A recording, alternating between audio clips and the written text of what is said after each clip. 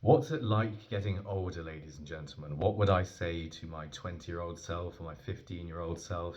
I have no idea. I think if I could go back and give any advice to my younger self, I would say that look, life can be a lot of fun. It's not this great, huge responsibility. You know, you've got to make something of yourself in the world. Like by all means, yeah, like definitely make something of yourself in the world, but don't forget to have fun along the way, and that it can be a great, fun, inspiring, amazing, beautiful journey. And still, I've got to very much like train myself out of expectations of other people, expectations of parents, and all this sort of stuff, and feeling the weight of the world on my shoulders. And if I could go back and change anything about my life previously, I would go back and try and change those sorts of things. Those kind of like, well, depressive elements or oppressive elements to myself and my character, which sort to say that, you know, oh, I've got to go out and change the world or save the world or whatever it is. And, you know, I've got this big responsibility with my life, or I'm a failure, or I'm not good enough, and all these sorts of things, which loads of people grow up feeling. Loads of people, you know, grow up feeling you know, not good enough, and like will just be doomed to failure in life, and that you know, life can't be a great, fun, amazing adventure, really. And you know, hung up on small stuff, what other people think about them. I try and go back and say, look, this is one big thing about growing older as well. Growing older, you stop really caring what people think, I think, very much, and you just like start doing your own thing more. And the more and more you can become genuinely who you are and open about who you are to yourself, especially, I think you tend to gain more enjoyment and more satisfaction out of life. And that's something I've definitely found. Like, I'd also say to try and integrate the Charles Bukowski advice, this don't try advice. You know, you always produce your best work, always, always, always, when you're just flowing and in the moment, and you're not trying to be anything in particular, or not trying to be something that you're not, and these sorts of things. And yeah, I think very much that you should treat, as Alan Watts said, life as a musical thing that you're supposed to dance with. And that was an excellent thing to have said, I think, and to be happy and to spread joy and goodwill to others, not go around, you know, with necessarily like the weight of the world on your shoulders and a furrowed brow and all this sort of thing, even if you do believe you have all these amazing things to think very hard about. You don't need to do that. Don't get hung up on, well, belief.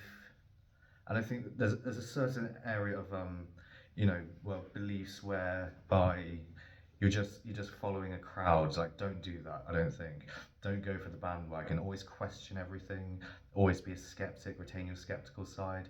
I would have done that anyway. I don't think I would have needed to say that to my past self, since as you probably all know here on my YouTube channel, I do not necessarily go for doctrinal mainstream opinions, and I don't think kind of fall neatly into any political or ideological brackets. So cool, or supposedly, well, I don't think I do. And yeah, I keep an open mind about everything.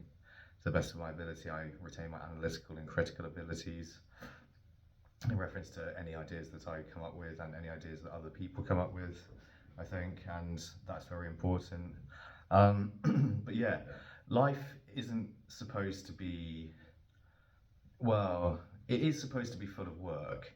That's the other thing about all this, I think. It's supposed to be full of, well, I think work that you enjoy mostly. That's what it's supposed to be about.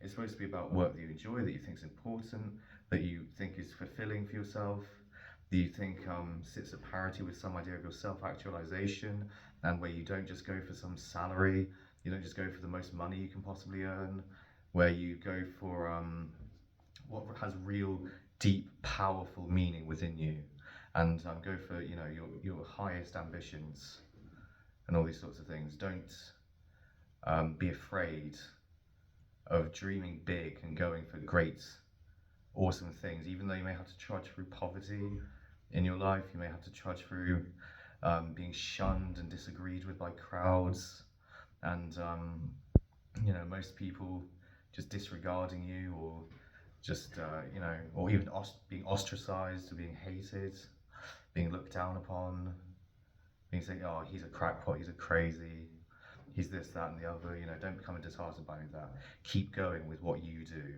That's what I would say to my past self. Yeah, even now at the age of 30, I'd say, well, hopefully I have sort of done that. At the age of 20, would have said that to him. Is just, don't waste any time. Don't waste time in life. Don't sit around, just like self-pitying and thinking, oh, I don't know what to do with my life. Where, me, and like I did actually for quite a bit of time, too much time really. So just spent on the sofa, like questioning everything that I do in life, and questioning my own ambition instead of getting on with the hard work of trying to achieve it. And I eventually managed to galvanize myself and turn myself into the sort of person who is capable of doing all that work and is capable of, working all day, every day, and working their hardest, writing, stand-up comedy, the physics stuff that I do. I mean, just look at just all pages of my notes since I've been in the hospital this time. This is what I do, like almost compulsively. I mean, loads of it's poetry, loads of it's physics notes and stuff, and it's not all that. It's like another stack of it here. This is all stuff I do. I do this all the time. This is what I do. I try to become a writer, which is I think like one of my major objectives in life. I want to get my writing really tightly polished all the time and really, really down and make that really, really great. I'm not settling for good enough. I want it to be great writing, excellent writing, not merely just kind of like, that's sort of like legible, but the style doesn't really grab me and it's just not very well put together. I want everything to be spot on and brilliant and really polished and really flowing and erudite and engaging and erudite, but not too erudite. See what I mean? Not like loaded with big words and fancy terminology, but simple, clean, easy to digest, stylish prose possibly, nice short sentences, the occasional long flourish of a sentence interspersed among shorter sentences, and not too many big words, but perhaps lean on a preciser term here, there, and everywhere, and really try to more imitate Hemingway than Faulkner. Just to throw that out there to actually adroitly try and say what I was trying to say, but there we go.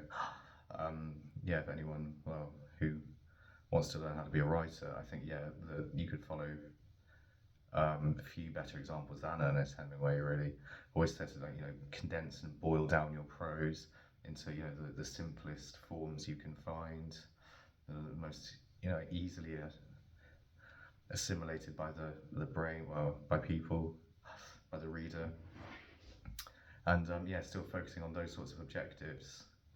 I think, and try to be funny as well, and allow yourself to be funny more.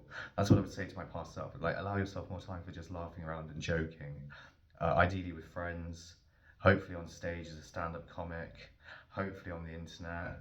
Don't be such a I can say this actually to my more recent self as well. My more recent self in my more recent past, like just lighten up a bit more, and allow yourself to be more jocular, more playful. Yeah, be playful. Don't be so serious and so hard nosed and so I think it goes along with like actually a bit of arrogance there and a bit of meanness and aggression. There are often people who are like that. Who it reminds me actually of my father, who's very committed to work and working hard and all this sort of stuff. He actually doesn't work all that hard anyway, and boozes a hell of a lot and has a hell of a lot of leisure time compared to most people actually. But it's very hypocritical and very, very serious. A very, very serious man he is, and never really laughing around and joking, particularly not with me. Never really being playful ever. Just being hard-nosed, aggressive. Some tortured idea of heterosexual masculinity caught up in the whole mix of him, and it's a painful thing to have to be around people like that. And you just want to lighten up more, be more playful, and be less oppressed by serious men and serious women, and to allow ourselves to laugh and joke and play around and be silly. And silliness is harmless, I think, most of the time. Harmless fun. That's what we should aim for in life. More harmless fun, less, seriousness, less seriousness and out to win, well, people over. I think we should want to win people over. I think that's also important, actually. I think it's important for us to charm and delight one another, and hence win them over. But trying to do so, and this comes back to the sort of not trying advice of Bukowski. Yeah, we can't try to do that because people smell a rat like that, don't they? When you're trying to win them over, and just adopt the not give a fuck mentality more like, and allow people to be won over or not, possibly by your work and by who you are and so on. But I think I try to do that. I don't know. I'm a Shambhalaist. I'm a follower of the sacred path of the warrior that Chogyam Trungpa Rinpoche talked about in his book Shambhalas and the Sacred Path of the Warrior.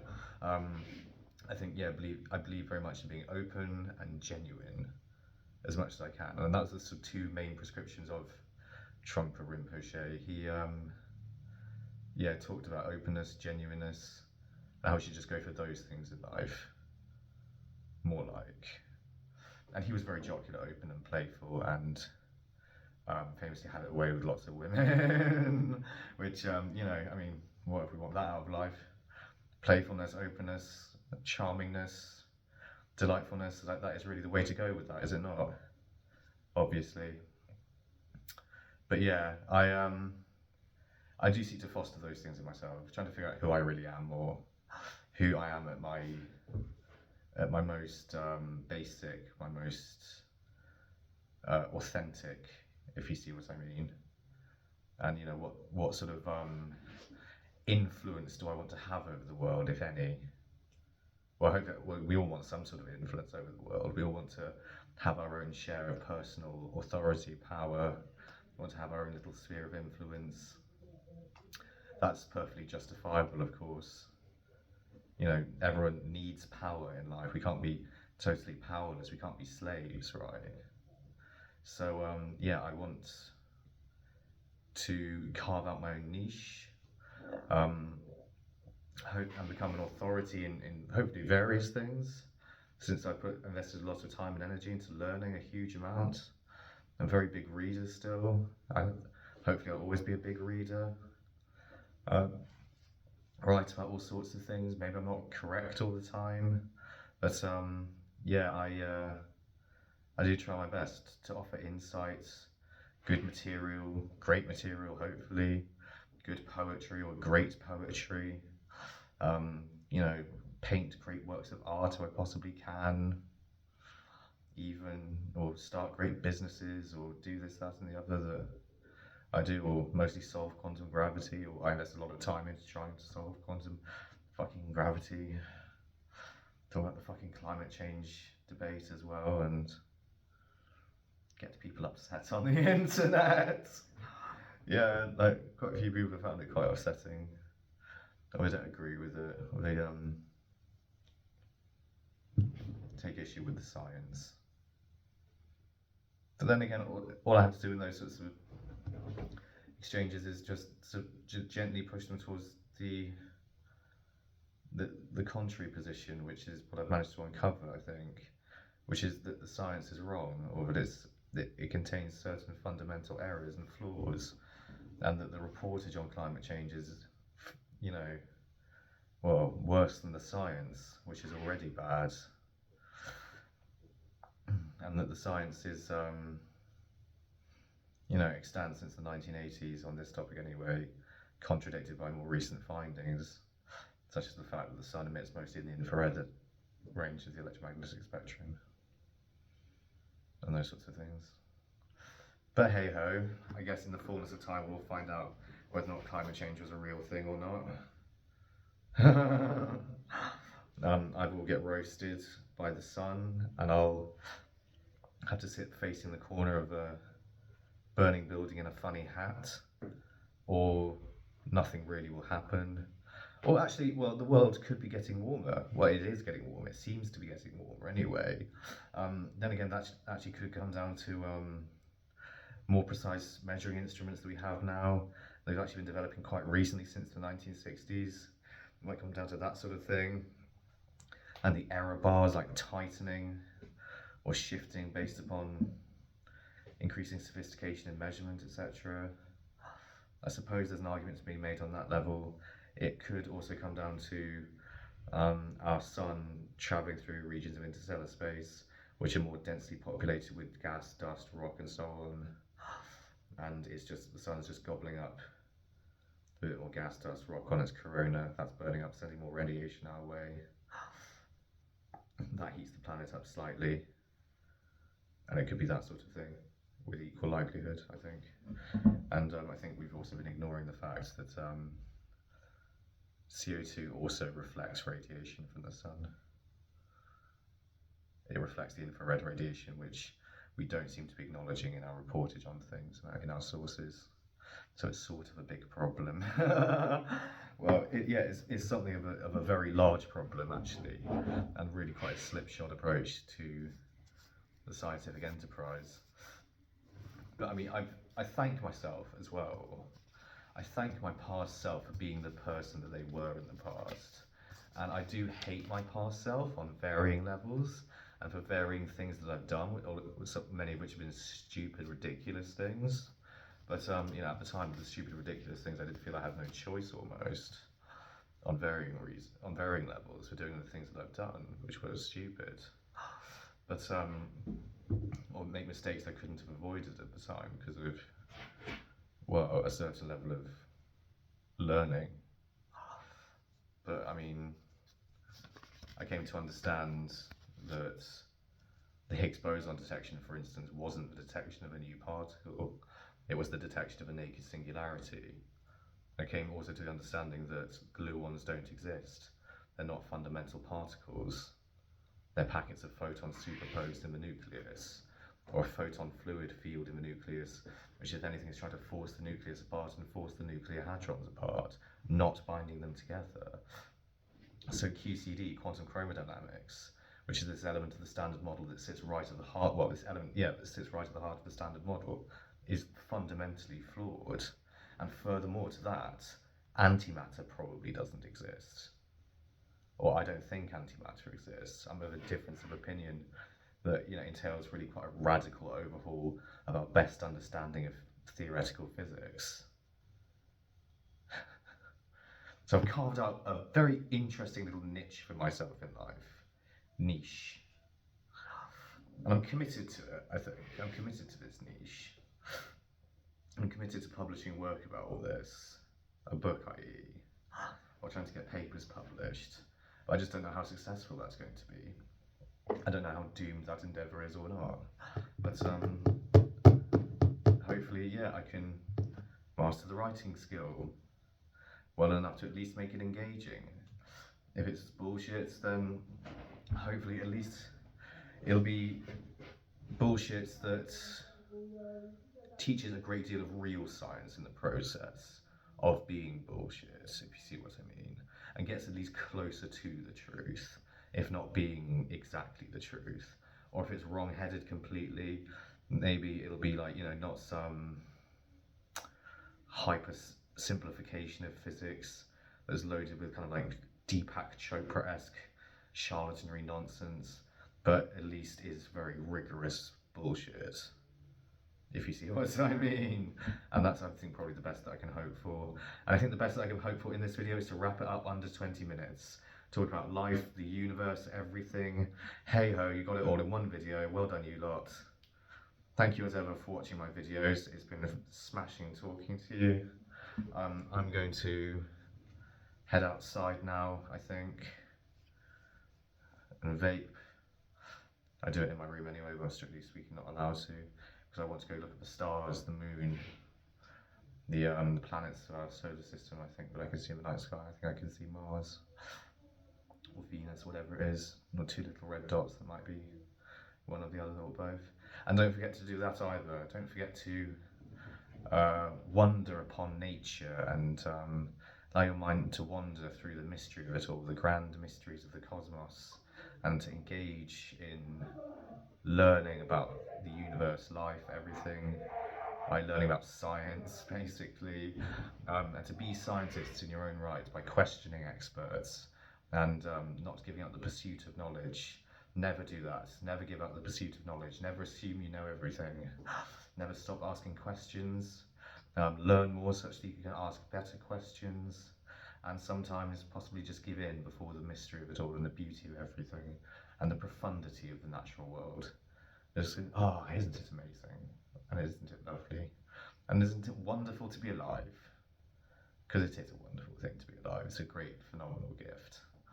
And I do love my life immensely, even though I've had deeply troubling parts of my life.